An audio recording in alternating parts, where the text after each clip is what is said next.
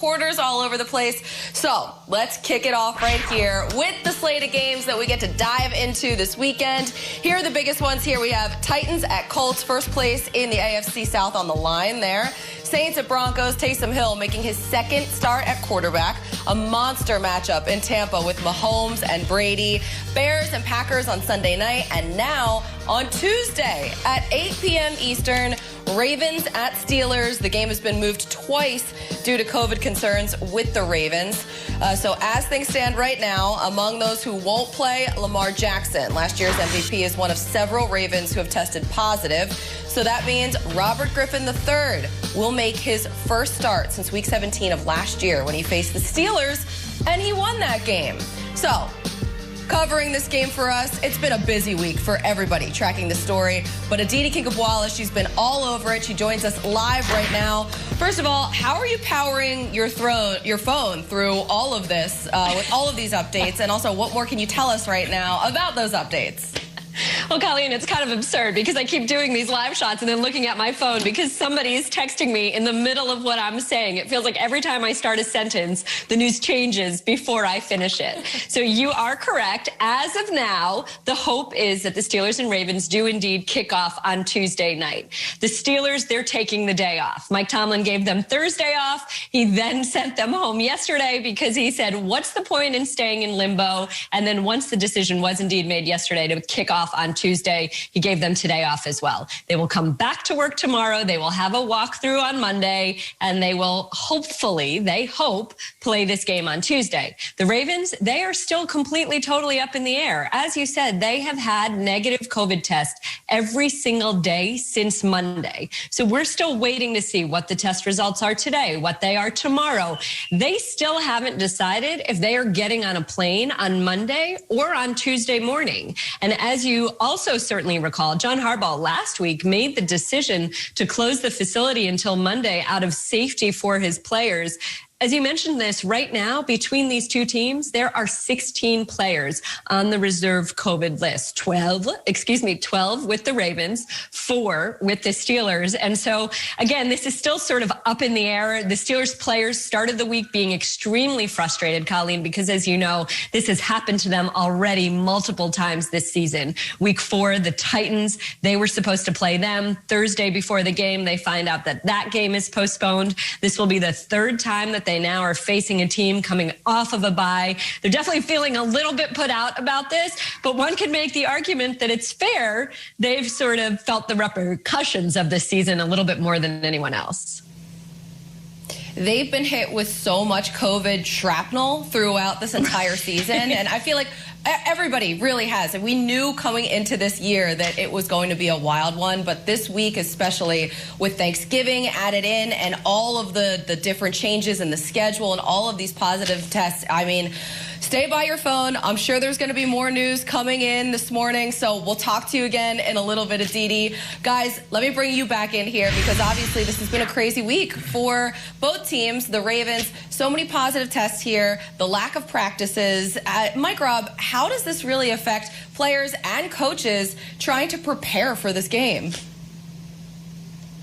Yeah, it affects everybody in the building on both sides, on both teams. And I think the message from the coaches have to be very important. I think Mike Tomlin, who's my coach of the year, has done a great job handling the situation with the Pittsburgh Steelers, right? Because everything is up in the air. And there's a psychological part to this, guys. And Sean, you know exactly what I'm talking about. Football players, you want guys to be going into games being excited about playing the game. You don't want guys to be to have the game plan stale or be focusing on the game way too long, because that's when mistakes start to happen. So as a player, you look at this thing and you're like, okay, am I playing this day? All right, I'm ready to play. I got the game plan. I'm ready to go.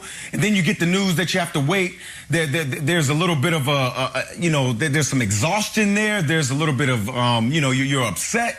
I think that it's on the coaches and it's on the leadership in these organizations to make sure that their teams are ready to get the right message across, because again, psychologically, players are always ready to play. You want guys to be playing when they're going this way, not plateauing. Yeah, Mike, Rob, that's such a huge part to this, the psychology in it, the mental aspect of it. And I think a lot of that reason is why Mike Tomlin has sent his team home 2 days in a row.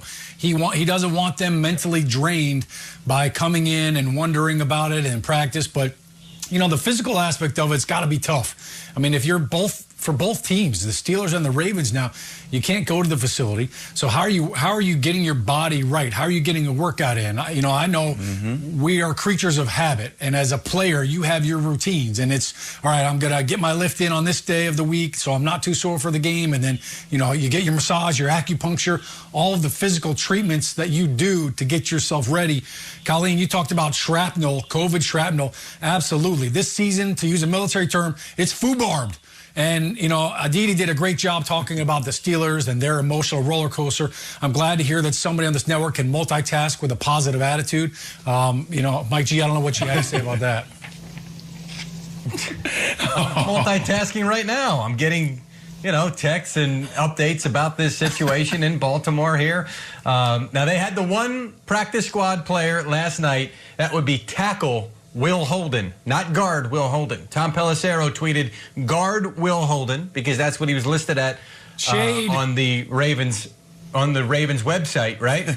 And Will Holden replied to him and said tackle with an asterisk. I'm a tackle, not a guard. Yes. He said, Tom took a screenshot and said, tell your own team. They list you as a guard, regardless. Good to see he's in good spirits, at least, after testing positive for COVID. But the hope is that only the one positive means that maybe the Ravens are starting to get their way out of it. And there's going to be that period of, 5-6 days or so where you're going to have positive tests when you've got a situation like this. So the hope is that they're starting to come out of it at this point. We'll see. So Will Holden right now expected to be added. Loved him in Sunset Boulevard, by the way. Now it's a different guy.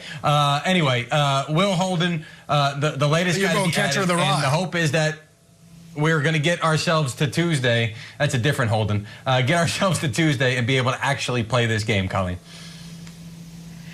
We heard Aditi talk just a few minutes ago about how the Steelers in the beginning of the week, there was frustration because this is the second game now that has been postponed for them. But we saw Calais Campbell tweet this out just about the actual virus and getting it and how it is brutal. And they just want to get everything under control. And now it seems like, and there it is right there. He was responding to Tom Pelissero. We just want to contain the outbreak. Speaking from experience, you don't want to catch this. It's brutal. I pray no one else has to go through this. This is bigger than football. And, hopefully at this point, we're going to see fewer and fewer positive tests as they get everything sort of under control there.